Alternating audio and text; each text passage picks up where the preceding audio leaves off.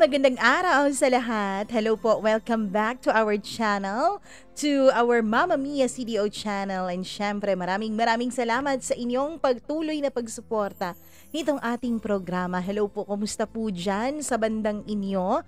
Kayo po ba ay safe? Kayo po ba ay masaya? Kayo po ba ay healthy?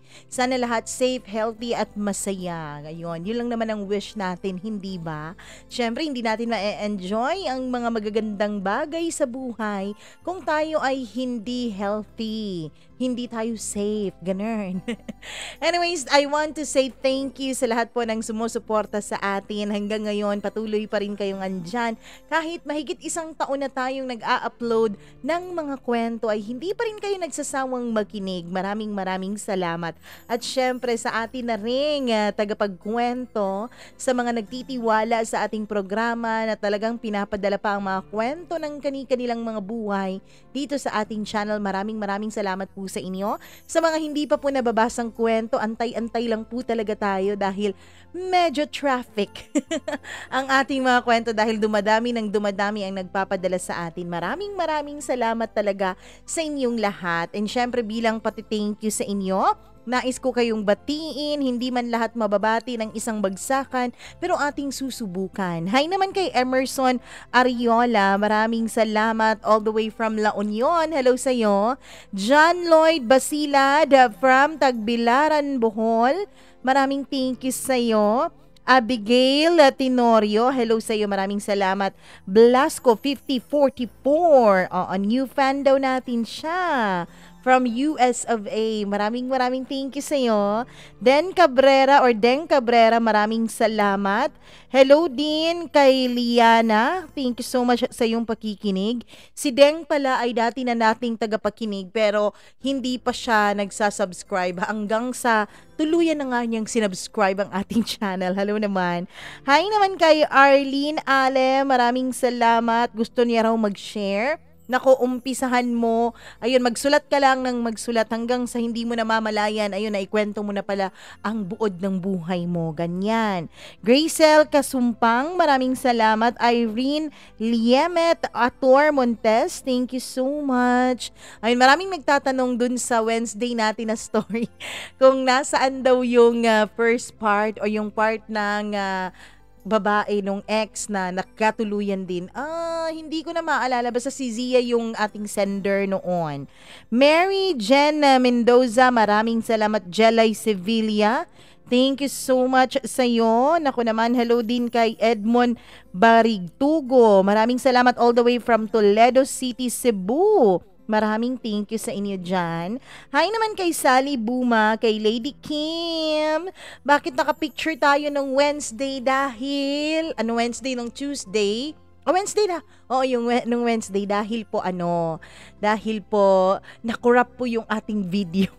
Ayoko naman na hindi i-upload yung yung napag-record ko ng audio, di ba? Sayang naman. Hi naman kay May Tala, maraming salamat sa iyo. Hello din kay Diana Godines, Razel Padiernos, maraming salamat. Hello din kay Maria Fe. Thank you, Maria Fe. Arlene Gino, maraming salamat. Naghukay daw talaga siya ng ating mga kwento para patignan or pakinggan yung naunang part nung kwento ni, sino ba yun? Lala. Hi naman kay Stephanie Liagonoreliona, maraming salamat sa iyo. Christine Pagaling, hi din kay Emmy Rose, maraming salamat sa inyo dyan. Gerald Rebenito from Aklan, Ami Harg Noke, tama po bang pagkakabasa ko? Josephine Tilio, maraming salamat. Gimaras Girl, hello din. Kay, sino ba to? User GB7Do. Ayun. Loretta Estrella, maraming thank you. Gladys Bakbak. Hi Gladys. Hello din kay Norhata Beda. Maraming salamat. LV Lapot. Rosana Crisostomo. Angeli Gold. Sana all my gold. Hello din kay Marielu Sabalye. Kay Alibay Damaukom. Maraming salamat. Glyza Bilbar. Dress Diortray. Ang hirap basahin ng inyong mga pangalan. Hi kay Jessica Cruta. Maraming salamat po. Hello din kay user VE9, maraming thank you. Esterlyn De Jesus, ayun, Julian Jane Gumapak, maraming salamat. Dina Aliparo, Eileen Ersando, Leonie Hisio, Jaime Rodriguez, maraming thank you po sa inyong lahat. At sa lahat po ng nakikinig, na ko, pasensya na atin ang puputulin ang ating mga pa-shoutout dahil masyado nang mahaba. Kaya eto na, pakinggan na natin ang ating kwento para sa araw na ito. Dito lamang sa paborito niyong programa, ang Dear Mama Mia.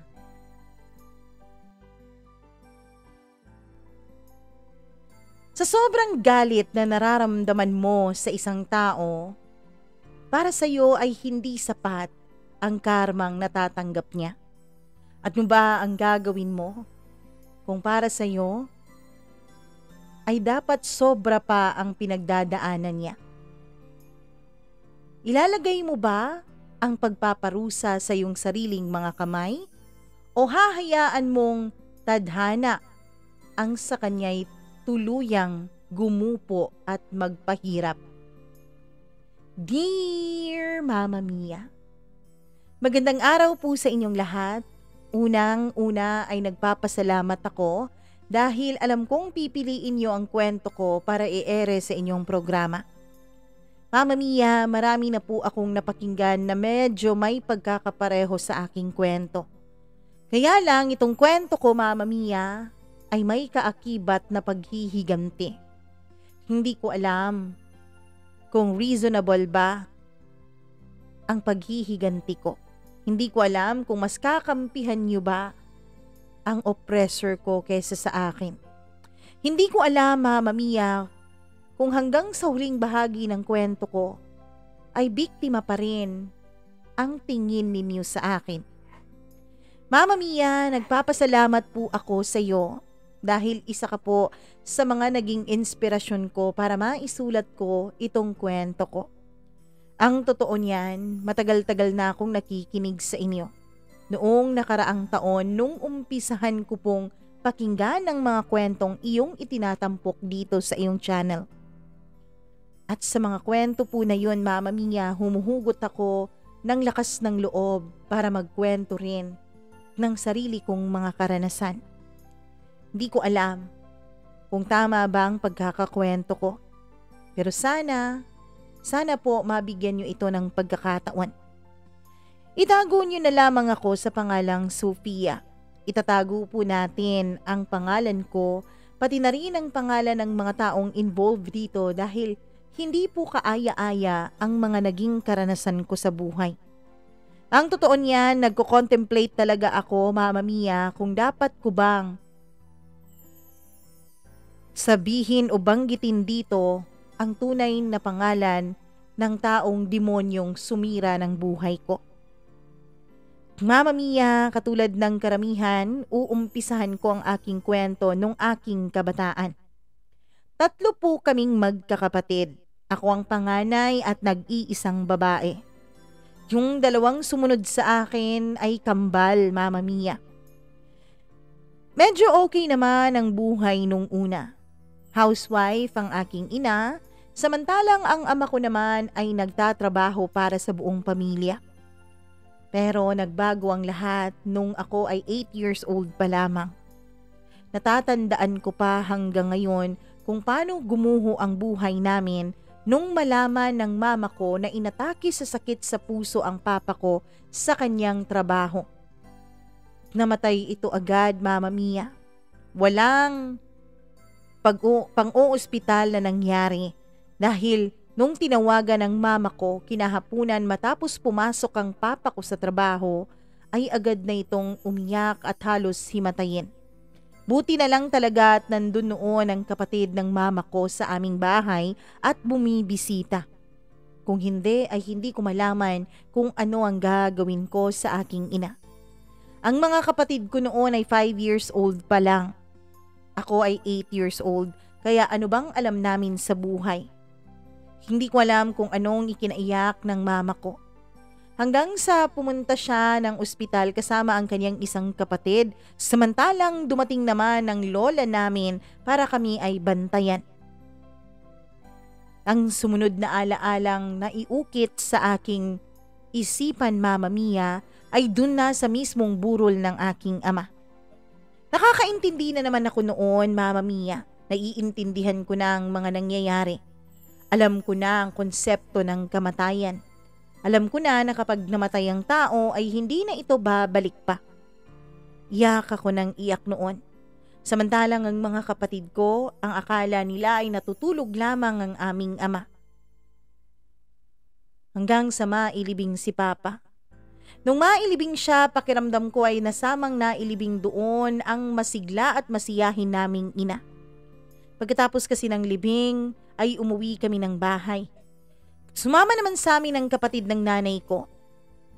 Siya po ang nag-aalaga sa amin pansamantala, habang ang mama ko naman ay wala pa po sa kanyang sarili. Nagkukulong lamang ito sa kwarto, umiiyak. Ang tita ko lang ang nag-aalaga sa amin. Nagpapakain, nagpe-prepare ng aming baon para sa eskwela. Kindergarten na po noon nung mga panahon na yon ang aking mga kapatid. Samantalang ako naman ay grade 2, Mama Mia. Halos hindi namin kayanin ang buhay. Halos 3 buwan din kaming ganon. Naririnig ko pang pinapayuhan ng kaniyang kapatid ng mama ko. Ate, kailangan mong magpakatatag. Kailangan mong bumangon para sa mga anak mo. Paulit-ulit niya yung binabanggit. Ang mama ko naman ay nakatulala lang. Hanggang sa isang gabi, kaming 4 lang ang natira sa bahay dahil umalis ang kapatid ng mama ko at naghahanap ito ng trabaho. Ako na lang ang gising noon at gumagawa sa aking assignments. Ang 2 kong nakababatang kapatid ay tulog na. Si Mama ay nasa may sala. Nanonood ng TV pero parang wala naman siya sa kanyang sarili. Tumabi ako sa kanya habang gumagawa ako ng assignments ko. Bigla niya akong niyakap. Sofia, patawarin niyo ako ha. Patawarin niyo ang mama. Kung naging mahina ako, kung nalugmok ako sa kalungkutan. Ayos lang yun, Mama. Kami din naman nalulungkot. Pagkasabi ko noon ay nag-iyakan kami. Kinabukasan ay ibang mama ang nakita ko. Meron pa ring lungkot sa kaniyang mga mata. May mga pagkakataon pa rin na naririnig ko siyang humihikbi sa may kusina o sa may labahan namin. Pero sa ngayon ay bumabangon na siya. Nagluluto na siya para sa aming magkakapatid. Hanggang sa mabilis na lumipas ang ilang mga araw.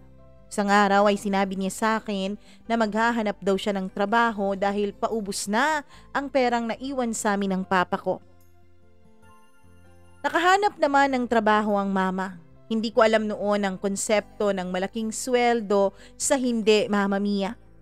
Basta ang alam ko noon, kapag may trabaho ka, may pera ka. Yun lang ang nasa isip ko. Nakampante ako dahil sa wakas may pera na ulit kami.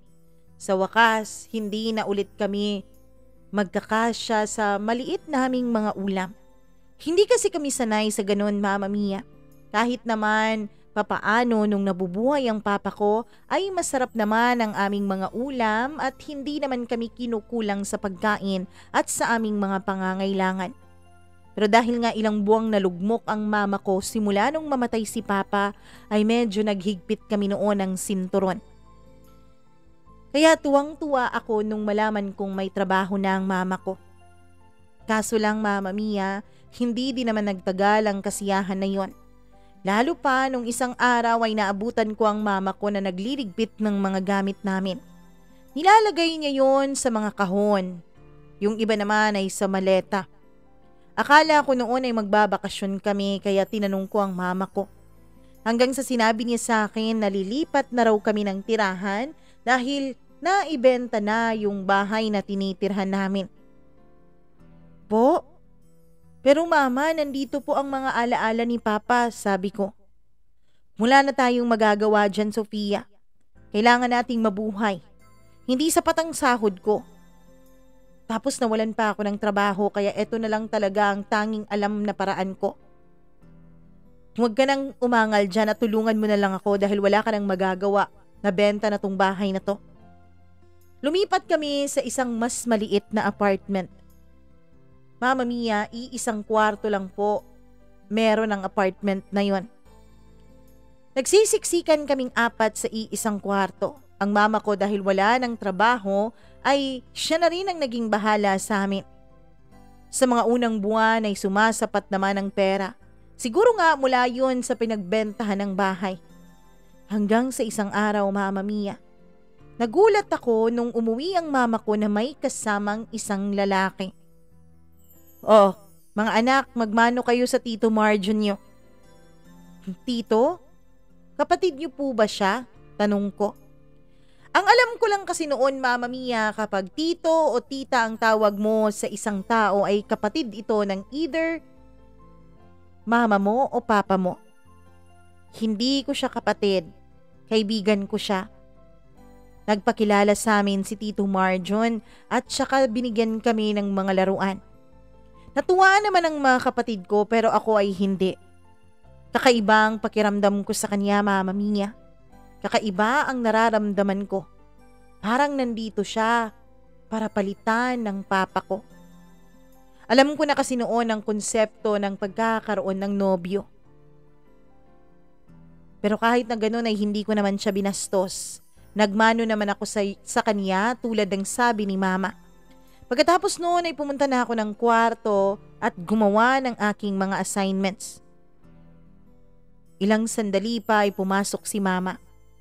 "Sofia, doon muna kayo sa sala matutulog ngayon ng mga kapatid mo, ha?" "Po? Bakit po?" "Wag nang maraming tanong, Sofia. Basta, sumunod ka na lang sa gusto ko."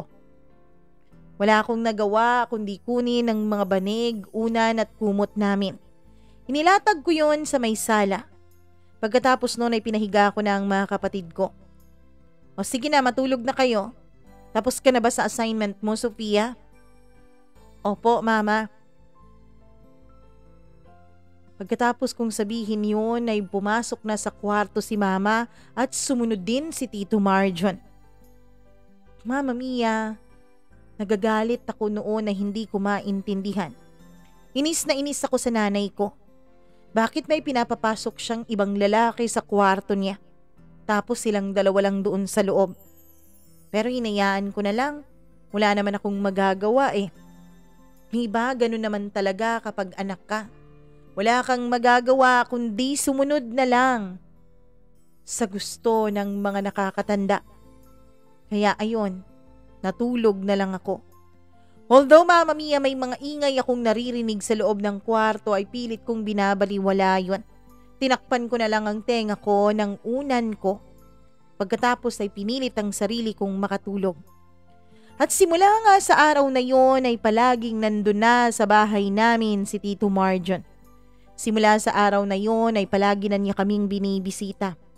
Ang mga kapatid ko naman ay tuwang-tuwa kapag nandyan siya dahil lagi itong may bitbit na pasalubong para sa amin. Donuts, laruan, at kung ano-ano pang mga pasalubong tulad na lang ng tsokolate. Lagi ko noong sinasaway ang mga kapatid ko na hindi maganda sa ngipin nila yung tsokolate dahil yun po ang nakasanayan namin. Pero ewan ko ba, yung mama ko ay hindi naman nagsasalita. Hindi naman pinagbabawalan yung mga kapatid ko na kumain ng mga matatamis na pasalubong na dala ni Tito Marjon. Dati kasi Mama Mia, ang natatandaan ko ay hindi kami halos pinapakain ng tsokolate. Masyadong madalang yun. At parang reward lang sa amin yon kapag meron kaming magandang ginawa. Pero ngayon halos araw-araw ay kumakain na ng matatamis ang mga kapatid ko. Pakiramdam ko noon Mama Mia ay nawalan ng pakialam ang nanay ko sa amin. Lumipas pa ang ilang mga buwan hanggang sa hindi ko na nakikita si Tito Marjon na pumupunta sa bahay.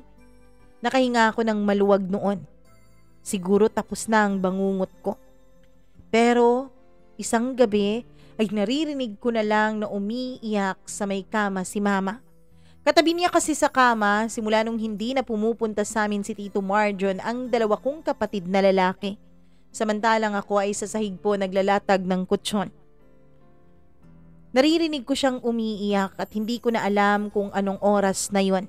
Basta galing na ako sa kakatulog tapos naalimpungatan lamang ako sa ingay na dulot ng kanyang tahimik na paghikbi. Ayos ka lang ba, Mama? Tanong ko. Matulog ka na, Sofia. Huwag mo na akong alalahanin. Bumangon ako at tinabihan ko siya sa kama. Niyakap ko siya. Ano po bang nangyari? Ang Tito Marjon mo. Ang Tito Marjon mo, kaya pala hindi na ako pinupuntahan dito dahil may iba na siyang babae. May iba na siya at hindi na ako ang mahal niya. Niyakap ko na lang ang mama ko. Ilang araw pa, Mama Mia, ay bumisita sa amin ang mga magulang ng papa ko, ang lolo't lola ko. Mula noon ang mama ko dahil may binili at nag-grocery raw siya. Pagdating ng lolo't lola ko ay agad kaming nagmano. Tuwang-tuwa naman kami dahil may mga prutas itong dalang pasalubong. Hanggang sa bigla akong tinanong ng lola ko, "Nasaan ba yung magaling mong ina?" "Nag-grocery po si Mama." "Totoo bang may pinapapasok siyang ibang lalaki dito?" "Po?" "Base sa reaksyon mo parang totoo ah. Sino ba yung lalaking yon?" Kaibigan po ng Mama." "Kaibigan? Yung mama mo talaga malandi. Dati pa lang, ayoko na sa kanya para maging asawa ng papa nyo. Pero nagpumilit yung papa nyo kaya ayan tuloy, minalas ang anak ko. Maagang namatay. Siyang kumuha ng karma ng nanay nyo sa kalandian niya." Hindi ko maintindihan noon ang mga pinagsasabi ng lola ko. Hanggang sa sinabi na niya sa amin na nagalit pala siya dahil halos 1 taon pa lang mahigit mula nung mamatay ang papa ay may ipinalit na agad itong lalaki. Bago pa man makarating si Mama ay umalis na ang lolo't lola ko. Pero pagdating ng mama ko ay nagulat ako dahil magkasama ulit sila ng Tito Marlon. Doon naghapunan sa amin si Tito Marjon, Mama Mia. Pagkatapos maghapunan, as usual ay nagkulong na naman silang dalawa ni Mama sa kwarto. Binigyan na naman ng laruan ng mga kapatid ko samantalang ako ay inutusan na maglinis ng bahay at syempre maghugas ng mga pinggan. Narinig ko na naman ang ingay. Ingay na alam kong pinipilit nilang pigilan. Pagkatapos ng ilang sandali ay lumabas sila ng kwarto. Magulong-magulo ang buhok noon ng mama ko. Nagpaalam sa amin si Tito Marjon. Nung makaalis na siya, ay tinanong ko si Mama kung ayos na ba sila ng tito. Sumagot naman siya ng oo. "Huwag kang mag-alala. Simula sa araw na to, maayos na ulit kami ng Tito Marjon mo." "Teka nga, saan ba galing tong mga prutas na to?" "Siguro, Mama Mia, occupied lang talaga ang utak ng mama ko nung dumating sila ni Tito Marjon dahil hindi niya napansin ang maraming prutas na nasa may mesa namin. Nung umalis lang ang tito, tsaka niya yon napansin." "Dala po ni na lolo't lola. Pumunta dito ang mga magulang ng papa nyo?" Nawala ang magandang mood ni Mama kani-kanina lang. "Opo." "Ano namang kailangan nila? Ni hindi nga nila tayo tinutulungan. Ano namang pinagsasasabi ng lolo't lola mo, ha?" "Wala po. Kinakamusta lang tayo." Nagsinungaling ako, Mama Mia, dahil alam ko na kapag sinabi ko sa mga magulang ko o sinabi ko sa mama ko ang sinasabi o sinabi ng mga magulang ni Papa tungkol sa kanya ay pihadong magagalit ito. Ayoko nang madagdagan ang galit nila sa bawat isa. Ilang buwan pa ang lumipas. Mama Mia, tuluyan na ngang tumira sa bahay namin si Tito Marjon. Simula ngayon, dito na titira ang Tito Marjon nyo. Simula ngayon, Papa na ang itawag nyo sa kanya. Doon na ako umangal. Yung mga kapatid ko dahil siguro bata pa ay natanggap agad si Tito Marjon bilang aming pangalawang ama. Pero ako, Mama Mia, hindi ko halos matanggap yon. Hindi ko magawang palitan ng papa ko.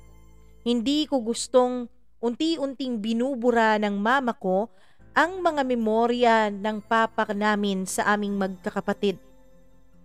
"Ayoko po, iisa lang ang papa ko," sabi ko. "Huwag kang bastos, Sofia," sigaw naman ni Mama. Bakit po ba pinipilit niyo akong tawagin siyang papa? Hindi ko naman siya papa. Sa galit noon ng mama ko ay nasampal niya ako. Ako naman ay napaiyak na lang. Pinigilan siya ni Tito Marjon. Huwag mo nang saktan yung bata. Tsaka huwag mo nang pilitin. Sofia, pwede mo akong tawaging papa pero kung ayaw mo, tito na lang ha? Sabi niya sa akin sabay haplos ng aking likod. Opo. Natuwa naman ako noon, Mama Mia, dahil naiintindihan ako ni Tito Marjon. Yung mga kapatid ko ay agad siyang tinatawag na papa. Ako naman ay tito lang talaga. Hindi ko maintindihan noon kung bakit hindi ko siya magawang tawaging papa. Alam ko naman ang konsepto ng pangalawang ama.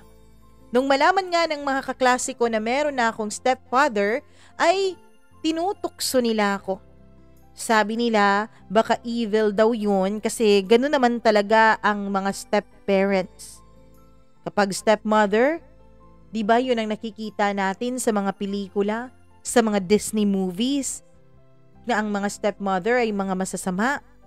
Ang mga stepmother ay magpapahirap sa buhay mo. Baka ganun din daw ang mangyari sa aming magkakapatid sa kamay ng stepfather namin. Pinagtanggol ko naman si Tito Marjon. Sinabi ko naman na hindi siya ganoon dahil mahal niya kaming magkakapatid, lalo na ang dalawa kong mga kapatid na lalaki. Lagi talaga itong may pasalubong sa kanya. Si Tito Marjon, Mama Mia, ay may magandang trabaho. Ang mama ko noon, simula nung magsama silang dalawa, ay hindi na naghanap pa ng mapagkakakitaan. Dumating ito sa punto na bumalik siya sa pagiging housewife. Masaya naman ako noon, Mama Mia, dahil nabibigay ni Tito Marjon ang pangangailangan naming pamilya, lalong-lalo na ang kasiyahan ng aking ina. Yun lang naman talaga ang mahalaga sa akin noon, ang makitang sumaya ulit si Mama, ang makitang ngumiti ulit ito. Ay masayang masaya ako. Mama Mia, habang lumilipas ang mga araw ay nakikita ko ang unti-unting pagbabago ng ugali ni Tito Marjon. Grabe na ito kung makapag-utos. Kahit ang lapit-lapit lang ng baso, kailangan pa talagang iutos kay mama o sa akin o sa iba kong mga kapatid. Kahit na nasa harapan lang niya ang tubig ay magpapakuha pa talaga. Kahit nasa harapan lang niya ang kanin ay magpapaserbisyo talaga siya. Unti-unti ay nakikita ko ang kaibahan nila ng papa ko. Buti na lang talaga at hindi ko siya tinatawag na papa dahil malayong malayo siya sa ugali ng ama ko. Napakabatugan po ni Tito Marjon, lalo na kapag wala siyang pasok. Lumipas pa ang ilang mga araw hanggang sa umuwi itong lasing at nagdadabog. At ano bang nangyayari sa'yo? Naririnig kong away nilang dalawa ni Mama. Natutulog ako noon sa may sala, syempre kasama ang mga kapatid ko. Buwisit na buhay to. Natanggal pa talaga ako sa trabaho. Malas. Sigaw niya. Ano? Natanggal ka sa trabaho? Paano na tayo ngayon yan, Marjon? Ewan ko. Ikaw naman ang maraming bibig na pinapakain. Kaya ikaw maghanap ng paraan. Malis ka nga dyan, huwag kang haharang-harang sa daan ko. At inaantok na ako. Pagkasabi noon ay pumasok ito sa kanilang kwarto. Pagkatapos itong pumasok sa kwarto ay sumunod naman ang nanay ko. Doon ay narinig ko pa silang nag-aaway. Away tungkol sa pera. Away tungkol sa kung ano na ang gagawin nila sa buhay. Lumipas pa ang ilang mga linggo hanggang sa ang mama ko ay nakahanap ng trabaho sa isang drugstore. Naging tendera siya doon, Mama Mia. At mula nga noon, si Tito Marjon ay hindi na naghanap ng trabaho. Naging batugan na siya at naging lasinggero. Hanggang sa ako ay nagdalaga na, Mama Mia. 14 years old na ako nung mga panahon na yun. Siyempre, dalagang-dalaga na. Mama Mia, dito na nagbago ang lahat. Dito na nagbago ang pakikitungo ni Tito Marjon sa akin. Nung una ay ayos lang naman. Nung una ay kinakampihan pa rin naman niya ako kapag magkaaway kami ni mama. Pero habang tumatagal ay napapansin ko ang kakaibang pagtingin sa akin ni Tito Marjon. Di ko alam kung guni-guni ko lang yun o imahinasyon ko lamang. Pero nakikita ko po siyang kumakagat ng kanyang labi habang nakatingin sa aking katawan. Paminsan-minsan, Mama Mia, kapag nagkatinginan kaming dalawa ay bigla-bigla na lang niya akong kinikindatan. At sa pagkindat niya na yun ay kinikilabutan talaga ang aking katawan. Hindi ko maintindihan kung bakit naaasiwa ako sa mga tingin niya sa akin. Akala ko nung una ay normal lang yung ganon o akala ko nung una ay ako lang ang nag-iisip na parang may iba. Kaya lang, Mama Mia, meron naman talagang kakaiba. Isang gabi, tulog na tulog ako at ang mga kapatid ko sa may sala ay naramdaman ko na lang na para bang may mga kamay na humahaplos sa aking binti. Sanay po akong nakashort kapag natutulog pero hindi naman po yung short talaga. Hindi naman yung mga pek-pek shorts. Parang above the knee lang po. Naramdaman ko na parang may humahaplos sa aking paa. Nung magising ako ay gulat na gulat ako nung makita ko si Tito Marjon. Tito Marjon? Pagtawag ko sa pangalan niya. Dahil sa sobrang pagkagulat niya ay agad siyang tumayo at pumasok sa kanilang kwarto ni Mama. Naiwan akong nakatulala. Naiwan akong hindi ko alam kung ano ang aking mararamdaman. Bakit ba niya ginawa yun? Tanong ko sa sarili ko. Hindi pa doon natatapos ang lahat, Mama Mia. Dahil kapag umuuwi siya ng lasing ay ganun na ganun palagi ang aking naaabutan. Hinahaplos niya ang aking paa. Nung una ay talagang naaasiwa ako. Pero habang tumatagal ay hinahayaan ko na lang. Paalang naman sabi ko sa sarili ko. Baka naman nagaganda lang siya sa paa ko, baka naman pinapatulog lang niya ako. Kasi ang sabi nga niya noon sa aming magkakapatid ay anak na ang turing niya sa aming tatlo. Mama Mia, tumagal pa ng tumagal at nararamdaman ko na ang kakaibang pagtitig na ginagawa sa akin ni Tito Marlon. Lalo na kapag hindi nakatingin ang mama. Kahit pa nga sa may mesa, Mama Mia, paminsan-minsan ay sinasadya niyang ihulog ang mga kubyertos, kutsara o tinidor. Pagkatapos ay yuyuko siya. Kapag naman nagpiprinsita si Mama na kukunin yung kanyang naihulog na kubyertos, ay agad itong magsasabing ako na. Tapos yuyuko sa ilalim. Matatagalan siya doon at hinahaplos pa niya ang paa ko. Doon na ako unti-unting nakaramdam ng takot sa kanya. Hanggang sa isang gabi, hindi po nakauwi sa amin ang dalawa kong mga kapatid. Nandun po ito sa tita at tito ko. Pinapunta kasi ito ng tita at tito ko dahil kakalagpas lang ng birthday ng mga ito. Meron daw itong mga regalo mula sa tito-tita ko kaya agad silang pumunta doon. Nagpaalam naman sila na hindi makakauwi dahil gabi na silang nagpunta doon kasi nga may pasok pa nung umaga. Kaya naiwan akong mag-isang natutulog sa sala. 3 naman kaming nasa loob ng bahay. Ang mama ko, si Tito Marjon at ako. Mama Mia, nakakumot naman ako. Yun ang huling alaala ko bago ko ipikit ng aking mga mata. Taklob na taklob pa naman ang kumot ang katawan ko.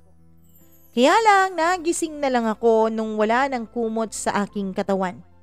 Bagkus, Mama Mia, ay mga kamay na ang humahaplos sa aking paa. Tulad ng nakasanayan ay gumising ako at ginulat ko si Tito Marjon para naman tumayo siya at bumalik sa kwarto nila ni Mama. Tito Marjon? Sabi ko. Pero sa pagkakataong ito ay hindi siya nagulat. Sa pagkakataong ito, Mama Mia, ay parang handa siya. Huwag kang maingay. Kung hindi, papatayin ko kayong dalawa ng mama mo. Siya kanya ay tinutok sa akin ng isang kutsilyo. Nasa tagiliran ko na ang kutsilyong yun, Mama Mia, kaya natatakot talaga ako. Tuluyan na niyang hinaplos ang paa ko paakyat sa hita ko. Mama Mia, umiiyak na ako noon. Tahimik na akong humihikbi. Nararamdaman ko ng basang-basa ng mga mata ko sa mga luha ko. Huwag po, tito, huwag po. Paulit-ulit kong sabi. Pero hindi siya nakinig, Mama Mia. Bagkus ay pinasok na niya ang kamay niya sa loob ng pantulog na suot ko. Hinaplos niya ang buo kong katawan. Mama Mia, takot na takot ako noon. Nanginginig ako sa sobrang takot. Hindi ko alam. Pero hindi ko magawang sumigaw. Mas takot ako, Mama Mia, na baka tumarak talaga sa tagiliran ko ang kutsilyong hawak-hawak niya kapag nagkataon. Nung akmang huhubaran na niya ako, Mama Mia, ay bigla siyang tinawag ni Mama mula sa kwarto nila. Marjon? Marjon? Sa pagtawag ni Mama ay agad natigilan si Tito Marjon. Napamura pa ito at sinabing malas naman. Pagkatapos ay tumayo siya. Pumunta siya ng kwarto. Hindi ko alam kung bitbit niya ang kutsilyong daladala niya kani-kanina lamang. Ako naman ay nakahinga ng maluwag pero halos hindi na ako makatulog. Natatakot akong baka bumalik ulit si Tito Marjon. Natatakot ako, Mama Mia, kaya naman hindi na ako natulog pa. Kinabukasan ay nagpaalam ako sa mama ko. Sabi ko dun muna ako matutulog kina tita. Okay, sige. Baka sakaling bigyan ka rin ng pera tulad ng mga kapatid mo. Dun ako tumira sa tita ko ng 2 araw. Pero pagkatapos ng 2 araw ay sinundo na ako ni Mama kasama niya si Tito Marjon. Mama, dito na lang po ako, sabi ko. Natatakot kasi ako sa bahay. Natatakot ako kay Tito Marjon. Pero ang huling 2 pangungusap ay sinabi ko na lamang sa utak ko dahil hindi ko magawang aminin sa mama ko ang totoo. Hanggang sa hindi nga pumayag si Mama. Hindi pwede. Wala akong katulong sa mga gawaing bahay, sabi niya. Pupunta na lang ako doon, Mama, tuwing wala akong pasok sa umaga pero dito na lang po ako matutulog. Sabing hindi nga pwede, makinig ka sa nanay mo. Sigaw ni Tito Marjon. Uy, ikaw, wag mo nga ang sinisigawan tong kapatid ko. At saka tong pamangkin ko. Sino ka ba? Hindi ka naman nila ama. Matapang na salita ng tita ko. Wag kang makialam dito. Sabi naman ni Mama sa kanyang kapatid. Anak na ang turing ni Marjon sa mga anak ko. Kaya pwede niyang disiplinahin ang mga ito sa paraang gusto niya. Walang nagawa ang tita ko, Mama Mia. Wala rin akong nagawa kundi sumama sa kanila. Hindi ko magawang umamin sa tita ko noon dahil natatakot ako sa banta ni Tito Marjon. Ewan ko ba, Mama Mia, kung anong meron kay Tito Marjon nung mga panahon na yon, kung bakit takot na takot ako sa kanya. Umuwi nga ako ng bahay. Hindi nagtagal, Mama Mia, ay bumalik na naman si Tito Marjon sa ganun niyang gawain. Hanggang sa isang araw. Umaga noon at wala akong pasok. Naglilinis ako ng bahay. Mama Mia, hindi ako umalis ng bahay nung araw na yon kasi nga ang alam ko naman ay hindi naman umuuwi ng umaga si Tito Marjon. Lagi lang itong nasa barkada niya o kung nasaan pa man siya pumupunta. Kaya hinayaan ko na lang siya tsaka ako ay naglilinis na lang ng bahay. Nasa trabaho ang mama ko samantalang ang 2 kong mga kapatid ay nasa paaralan. Mama Mia, natakot talaga ako nung biglang dumating si Tito Marjon. Medyo nakainom ito. Mag-aalas 11 pa lang noon ng umaga. 12:00 pa ang lunch break ng mga kapatid ko kaya may mahigit 1 oras pa akong hihintayin bago ako magkaroon ng ibang mga kasama sa bahay. Nung dumating si Tito Marjon, ay hindi na ako nakapagtago. Nagwawalis kasi ako noon at hindi ko na malaya ng kanyang pagdating. Buti naman at nandito ka pala, maganda kong anak-anakan, sabi niya. Tito? Sabi ko. Kuha mo nga ako ng tubig, yung malamig ah. Agad akong tumalima sa kanya. Pero nung inabot ko na ang tubig, Mama Mia, pati kamay ko ay hinawakan niya. Milit kong kinukuha ang kamay ko pero inihawak niya ito sa kabila niyang kamay. At ang kabilang kamay naman niya hawak-hawak ang baso at saka ininom ito.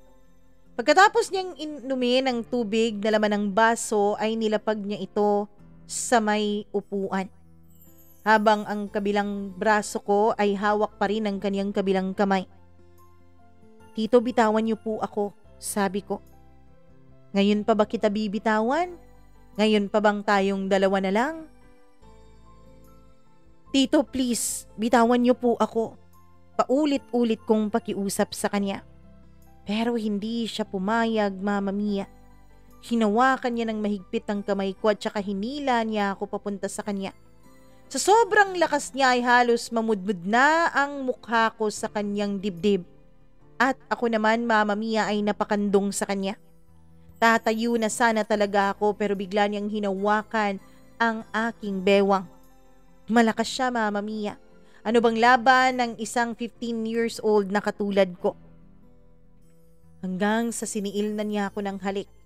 Pinipilit ko siyang itulak pero hindi siya nagpatinag. Hanggang sa hinalikan niya ang leeg ko. Pinipilit ko siyang itulak ulit pero hindi siya nagpatinag. Tito, wag po, please. Umiiyak kong pakiusap. Pero hindi talaga siya nagpatinag, Mama Mia. At nung nagpupumiglas ako ay nagalit na siya. Huwag kang ang maarte. Pagbigyan mo na ako. Matagal na akong gigil na gigil sa'yo sabi niya. Parang isang demonyo ang tingin ko sa kanya nung panahon na yon. Paulit-ulit akong nagmamakaawa. Siguro naririndi na siya sa pag-iyak ko at sa pagmamakaawa ko, Mama Mia. Kaya sinabi niya sa akin na kung hindi daw ako titigil ay papatayin niya ako, ang mga kapatid ko, pati na rin ng nanay namin. Pero patuloy pa rin ako sa pakikiusap sa kanya. Patuloy pa rin ako sa pag-iyak, pagbabaka sakali na baka maawa siya. Kaya lang sa sobrang galit niya, Mama Mia, ay sinuntok niya ang tiyan ko. At doon na ako halos mawalan ng malay. Doon na rin naging malaya si Tito Marjo na gawin ng lahat ng kababuyan na naiisip niya sa aking murang katawan. Oh, Mama Mia, binaboy ako noon ng aking ama-amahan. Binaboy niya ang katawan ko. Hindi niya pinaligtas ang kahit na anong bahagi ng katawan ko. Lahat na yun ay binaboy niya. Alam mo ba kung anong mas nakakadiring pinagawa niya sa akin, Mama Mia? Ay nung inaharap niya sa akin ang kanyang pagkalalaki. Sinampal pa niya ako noon. Tawang-tawa pa siya nung medyo nandudura ang aking mukha. Dahil nandidiri ako sa ginawa niya. Pilit pa niyang ipinasok yun sa bibig ko. Kumayaw naman ako, Mama Mia, pero hindi talaga siya nagpatinag. Hindi talaga siya pumayag na hindi ko yun tanggapin. At nagtagumpay nga ang demonyong yun sa kanyang binabalak sa akin nung araw na yun. Nagtagumpay nga siyang maangkin ang katawan ko. Nung dumating ang mga kapatid ko ay nagtaka sila kung bakit ako umiiyak. Nagtaka sila kung bakit ako matamlay. Pero pinandilatan ako ng mata ni Tito. Pagkatapos ay hawak-hawak niya pa ang kutsilyo habang hinahasa ito na para bang nagbabanta siya sa akin. Na para bang sinasabi ng mga mata niya, magbanggit lang ako ng kahit na ano. Agad niyang itatarak sa aming tatlong magkakapatid ang hawak-hawak niyang kutsilyo. Kaya natakot ako, Mama Mia. Hindi ako nakapagsalita. Hanggang sa paulit-ulit na nanyong gawin.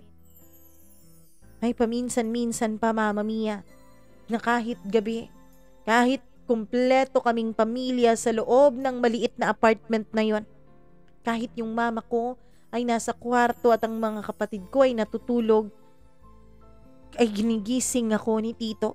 May hawak-hawak siyang kutsilyo. Pagkatapos ay pinapatayo niya ako. Pumupunta kami sa may CR o sa kung saan hindi kami mabilis makita ng ibang tao. Nagmamakaawa ako sa kanya noon at paulit-ulit kong sinasabing tama na. Ayoko na. Pero hindi siya nakikinig. Para siyang bingi sa mga pakiusap ko. Para siyang walang naririnig kundi ang tawag ng kanyang laman. Wala siyang ibang pinapakinggan, Mama Mia, kundi ang init ng kanyang katawan. Palagi akong umiiyak noon. Palagi akong humihingi ng tulong. Naging matamlayin ako. Pero kahit anong ipakita kong pagkamatamlay, ay hindi naman naaapektuhan noon ang tito ko at ang mama ko ay parang walang napapansin. Hanggang sa lumipas ang 2 taon. 2 taon, Mama Mia. Alam mo bang nakakapagpahinga lang ako kapag meron akong monthly period? Kapag wala, ay laging may ginagawa siyang masama.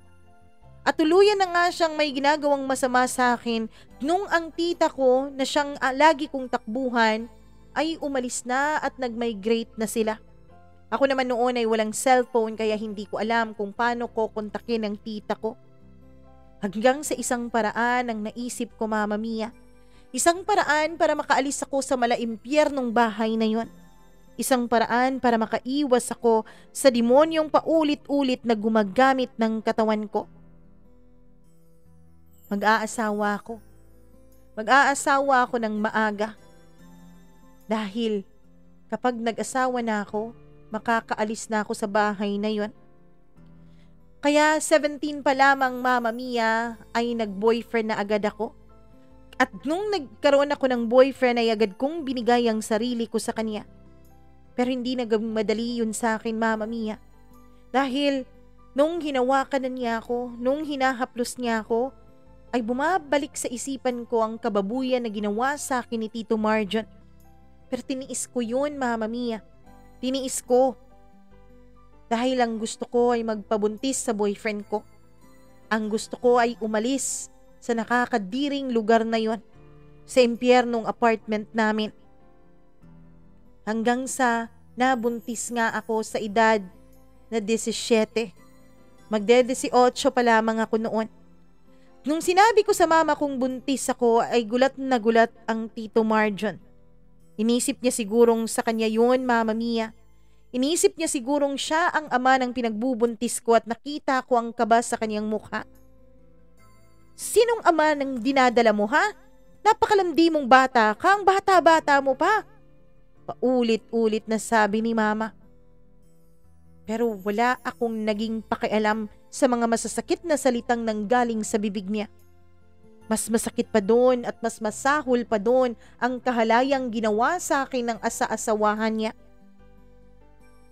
Pinakilala ko sa kanila ang boyfriend ko. Nasuntok pa talaga ito ni Tito Marjon.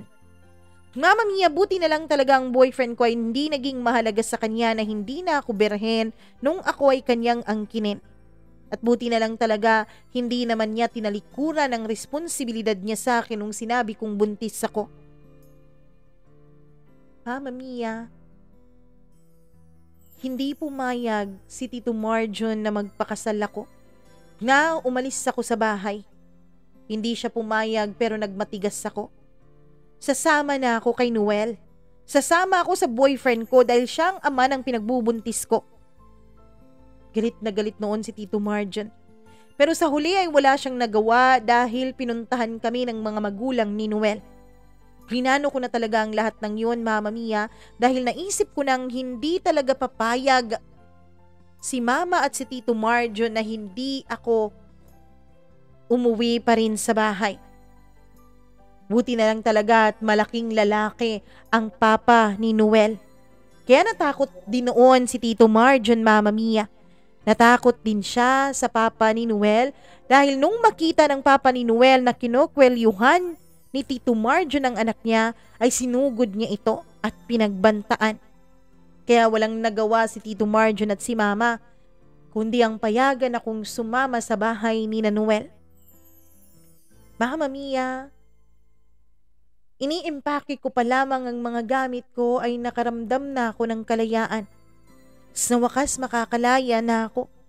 Sa wakas makakaalis na ako sa impyernong bahay na to. Paulit-ulit kong banggit sa isip ko. Hanggang sa tuluyan na nga kaming lumayo doon. Nung nandun na kami kina Lunuel ay naging maayos naman ang buhay ko. Mama Mia, hanggang sa nakapanganak na ako, si Noel ay meron ng matinong trabaho bilang isang factory worker. Hindi naman talaga kasi din siya nakapagtapos ng pag-aaral. Buti na lang at merong posisyon ang kanyang nanay dun sa factory na yon kaya agad siyang naipasok kahit na hindi siya nakatungtong ng college. Agad siyang naging checker at na-promote kaya naging maayos ang aming buhay. Ilang taon nang lumipas, Mama Mia, nabalitaan ko na lamang na nagkaroon ng sakit na tuberculosis ang aking ina. Hanggang sa tuluyan itong pumanaw. Ang mga kapatid ko naman ay may kanya-kanya na ring buhay. Nag-aaral lang mga ito. Ang isa ay nag-aaral habang nagtatrabaho. Ang isa naman ay pinapaaral ng tita ko na nasa Canada na. Naging maayos ang buhay nila pero dun pa rin sila umuwi dun sa ama-amahan namin dahil yun ang tinuring na nilang ama. Pagkatapos ng libing ni mama ay hindi na ulit ako nagpakita pa doon. Lumipas ulit ang 3 taon. Yung isa kong kapatid ay kinuha na ng tita ko sa Canada. Yung isa naman ay nag-asawa na at meron na ring trabaho. Hanggang sa Mama Mia tinawagan ako ng kapatid ko. Bunti naman at nakontak kita ate. Alam mo bang si Papa Marjon ay may sakit ngayon? Ano? Oo ate, meron siyang stroke. Halos comatose na siya. Pagkasabi niya noon, Mama Mia, hindi ko alam kung masama ba pero nakaramdam ako ng kasiyahan sa dibdib ko. Hindi siya agad kinuha. Pinag-comatose pa siya para pagdusahan niya ang kanyang mga nagawa. Bakit mo yan binabalita sa akin ngayon? Tanong ko. Ate, ikaw lang ang maaasahan namin eh. Anong maaasahan? Ikaw lang ang pwedeng magbantay sa kanya. Alam mo namang wala siyang pamilya. Wala rin siyang kapatid. Tayo lang ang pamilya niya dahil hindi naman sila nagkaroon ng anak ni Mama. Mama Mia, pinutol ko agad noon ang tawag ng kapatid ko dahil ayokong pag-usapan ang bagay na yon. Ayokong ipilit niya sa akin na ako ang mag-alaga sa demonyong lumapastangan at bumaboy sa katawan ko ng ilang taon. Mama Mia, hinayaan ko na lamang ang mga kapatid ko na tumawag ng tumawag sa akin at makiusap ng makiusap. Bisitahin mo na lamang siya ate. Bisitahin mo na lamang siya dahil may kinuha naman kaming nurse para sa kanya. Napakaswerte ng demonyong to, sabi ko sa sarili ko. Minahal siya ng mga kapatid ko. Hindi nila alam ang kademonyohang ginawa niya sa akin noon. Nagdesisyon akong bisitahin siya sa apartment na tinitirhan namin noon. Nandun pa rin siya dahil binili na yon ng mga kapatid ko. Nung makita ko siya, Mama Mia, ay talagang parang gulay na siya. Hindi makapagsalita at hindi makakilos ng maayos. Hindi siya nakakatayo. Natuwa ako sa nakita ko. Pero nung makita kong inaalagaan siya ng nurse, ay nagalit na naman ako, Mama Mia. Bakit kailangan may mag-alaga sa kanya? Hindi niya deserve ang alagaan ng ganon. Kaya isang plano ang nabuo sa utak ko. Sabi ko sa mga kapatid ko, sige, aalagaan ko siya. Pupunta-puntahan ko siya sa apartment tuwing umaga. Dahil tuwing umaga naman, ang aking asawa ay nasa trabaho at ang aking anak ay nasa eskwela. Kaya mag-isa lang din ako sa bahay. Kaya aalagaan ko siya tuwing umaga para gabi na ang nurse kong mag-alaga para bawas na rin sa kanilang gastusin. Natuwa ang mga kapatid ko, Mama Mia. Natuwa sila dahil inako ko ang pag-aalaga ng lalaking tinuring nilang ama. Pero hindi pag-aalaga ang ginawa ko. Hindi pag-aalaga kundi pagpaparusa.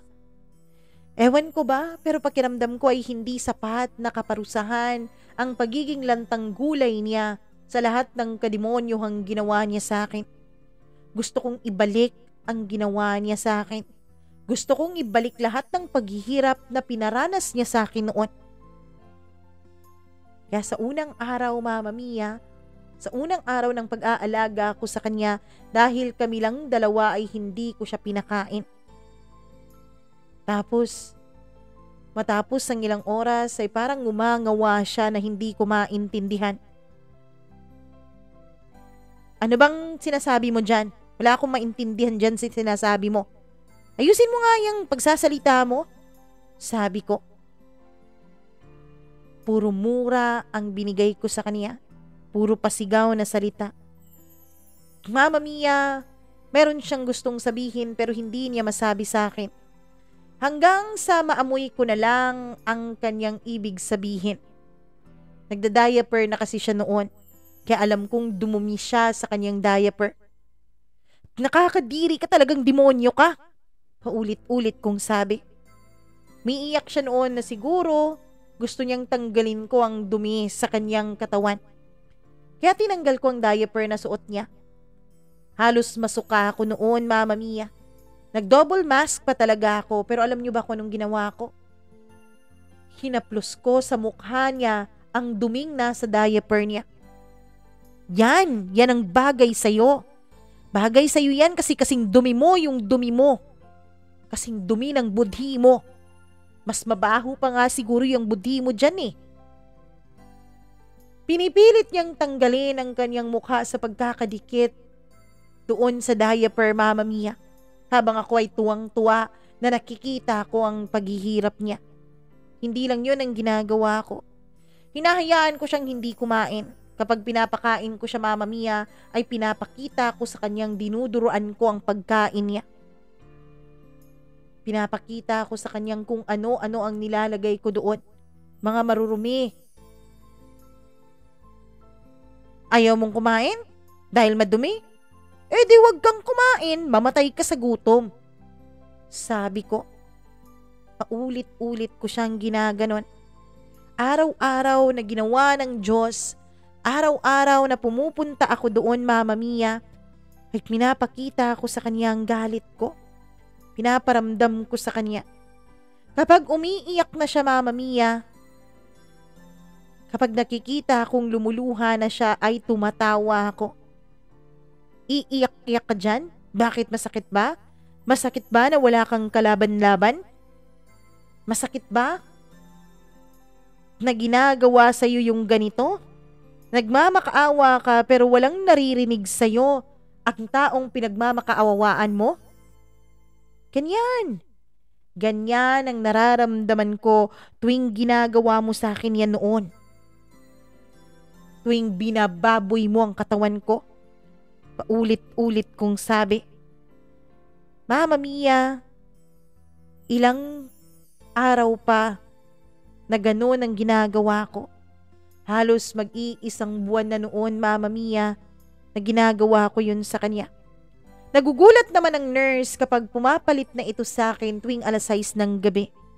Dahil bakit daw ang dumi-dumi at ang baho-baho ni Tito Marjon. Sabi ko naman sa kanya ay hindi ko namalaya na dumumi na pala ito. Hindi ko namalaya na natanggal na pala ang diaper nito sa pagkakasuot niya. Alam kong hindi naniniwala yung nurse. Isang araw, Mama Mia, ay sinabi niya sa akin kung may ginagawa raw ba kung hindi maganda kay Tito Marjon. Tumawa ako at ang sabi ko wala. Ano bang gagawin kung hindi maganda? Ama-amahan ko yan eh. Sabi ko. Pero alam kong hindi naniniwala yung nurse, Mama Mia. Alam kong may nakikita siyang kakaiba. Pero hinayaan ko na lamang siya. Kapag dumating naman sa mga kapatid ko ang mga ginawa ko dun sa kanilang kinikilalang ama, ay tsaka ko sasabihin sa kanila ang kawalang hiyaan, kademonyuhan at pang-aabuso na idinanas ko sa lalaking tinuring nilang ama. Pero hindi naman yun nakarating sa mga kapatid ko. Hanggang sa tuluyan na ngang pumanaw si Tito Marjon. Nung pumanaw siya, Mama Mia, ay nagsiuwian ng mga kapatid ko. Sila na rin ang pinaasikaso ko sa burol. Ako naman ay nung unang araw lamang pumunta sa burol niya. nung wala pang masyadong tao. At nung ako lang mag-isa ang nasa harapan ng kanyang kabaong, ay sinumbatan ko ulit siya. Ang daya mo, ang aga mong namatay. Wala pang 2 buwan nung pinahirapan kita, namatay ka na agad. Sumuko ka na agad. Samantalang ako, higit 2 taon mong binaboy ang katawan ko. Ewan ko. Pero hindi pa rin ako nakaramdam ng satisfaction. Hindi pa rin ako nakaramdam na parang nakaganti na ako. Hindi pa rin ako nakaramdam na okay na ako sa mga sinapit niya, Mama Mia. Galit na galit pa rin talaga ako sa kanya. Gusto ko pang mas pahirapan pa siya. Kaya lang wala na akong nagawa dahil tuluyan na nga siyang pumanaw. Mama Mia, alam niyo bang siguro isa sa pinaka-worst kong ginawa sa kanya ay pinainom ko sa kanya ang sarili niyang ihi? Ganon, Mama Mia. Sa sobrang galit talaga na nararamdaman ko. Ewan ko kung mali bang hindi ako nakapagpatawad sa kanya. Hindi ko rin naman narinig na humingi siya ng tawad sa akin dahil kahit sa huling sandali ng buhay niya ay hindi na siya nakapagsalita pa.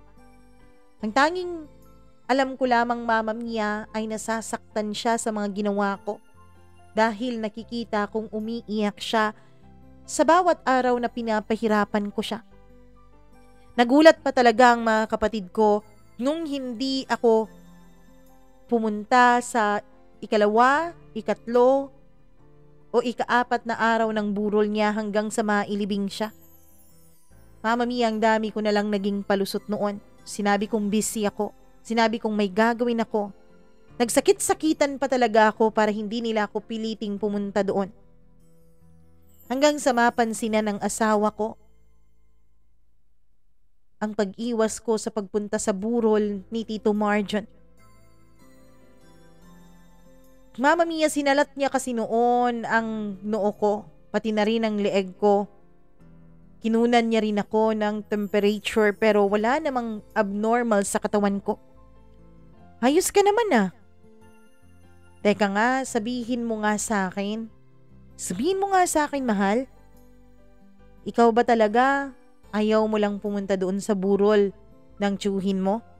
Sa burol ng stepfather mo? Doon ako napaiyak. Oh, bakit ka umiiyak? Siguro hindi mo kayang silid na siya sa kabaong, ano? Hindi mo pa matanggap na patay na siya? Tanong ng asawa ko. Noon ko naisip na sabihin sa kanya ang katotohanan, Mama Mia. Oo, hindi ko gustong maaga siyang kinuha. Dahil kulang pa ang paghihirap na dinanas niya. Kulang na kulang pa, sabi ko. Gulat na gulat naman si Noel noon. Anong ibig mong sabihin, mahal? Tanong niya.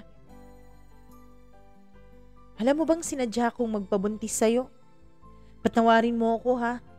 Patawarin mo ako kung sinadya ko talaga na may mangyari sa atin ng paulit-ulit para mabuntis mo agad ako.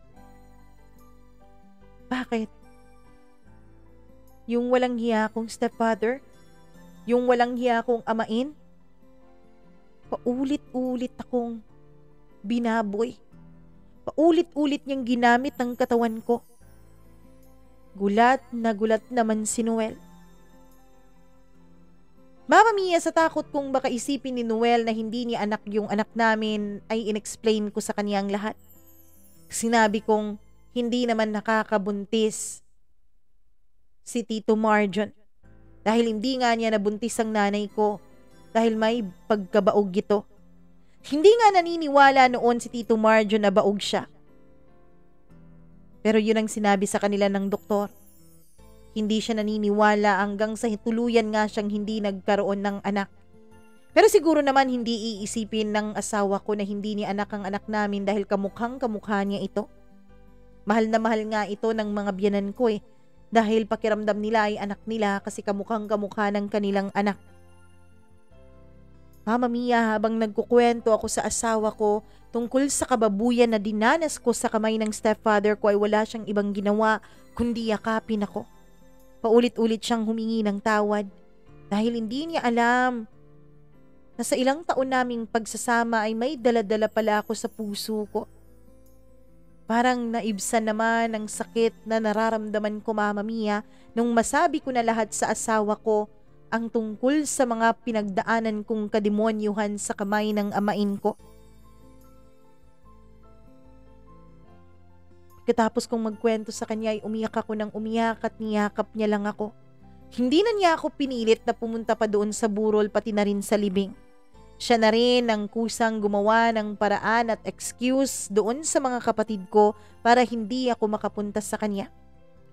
Pagkatapos ng libing ay tsaka ako pumunta doon nung wala ng ibang tao. Sinumbatan ko pa rin siya, Mama Mia. Alam niyo ba, siguro masama, pero hiniling ko na sana sa pagkakataong namatay siya ay sinusunog ng paulit-ulit ang kaluluwa niya sa impyerno. Sana pinaparamdam sa kanya ng impyerno yung pinaramdam niya rin sa aking impyerno noon. Sa ngayon, Mama Mia, ay hindi pa po ako tuluyang gumagaling. Naisip ko na nga po na humingi na ng professional na tulong, pero pinag-iipunan pa namin yun ng asawa ko dahil hindi naman yun basta-basta na gastos. Naiintindihan na ako ngayon ng asawa ko at masayang-masaya naman ako dahil doon. Pero sana nga, Mama Mia, sana nga tuluyan ng maghilom ang galit dito sa dibdib ko. Hindi ko alam kung para lang kay Tito Marjo ng galit ko o para na rin to sa nanay ko. May bahagi kasi ng puso at utak ko, Mama Mia, na sinisisi rin ng nanay ko sa mga nangyari. Dahil siya naman ang nagdala kay Tito Marjon sa buhay namin. Siya ang nagpapasok ng demonyo sa bahay namin. Pinipilit ko namang magpatawad, Mama Mia. Dahil wala na rin namang magagawa ang galit ko kasi nga wala na rin yung mga taong kinagagalitan ko. Pero hindi ko rin talaga alam eh. Hindi ko rin alam at hindi ko maintindihan kung bakit hanggang ngayon nandito pa rin ang galit sa puso ko. Naway sa pag-share ko nitong kwento ko, Mama Mia, ay maibsan man lamang kahit konti ang galit na nandito sa dibdib ko. Maraming salamat po sa inyong walang sawang pagbibigay aliw sa amin na mga tagapakinig ninyo. Maraming salamat din sa inyong programa. Hanggang dito na lamang. Lubos na gumagalang, Sophia.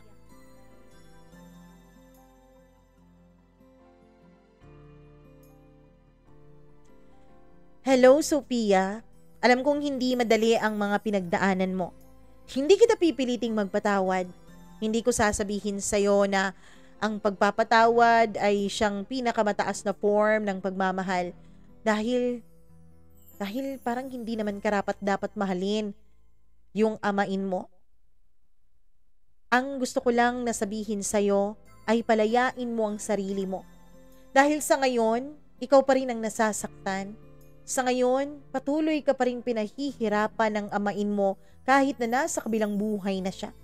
Patuloy pa rin niyang hawak-hawak ang buhay mo. Patuloy pa rin niyang hawak ang emosyon mo. Kaya sana matuto kang magpalaya noon. Kung ano man ang gawin mo para mapalaya ang iyong galit, ang iyong hinanakit, hindi ko na i-judge kung paano mo gawin yon.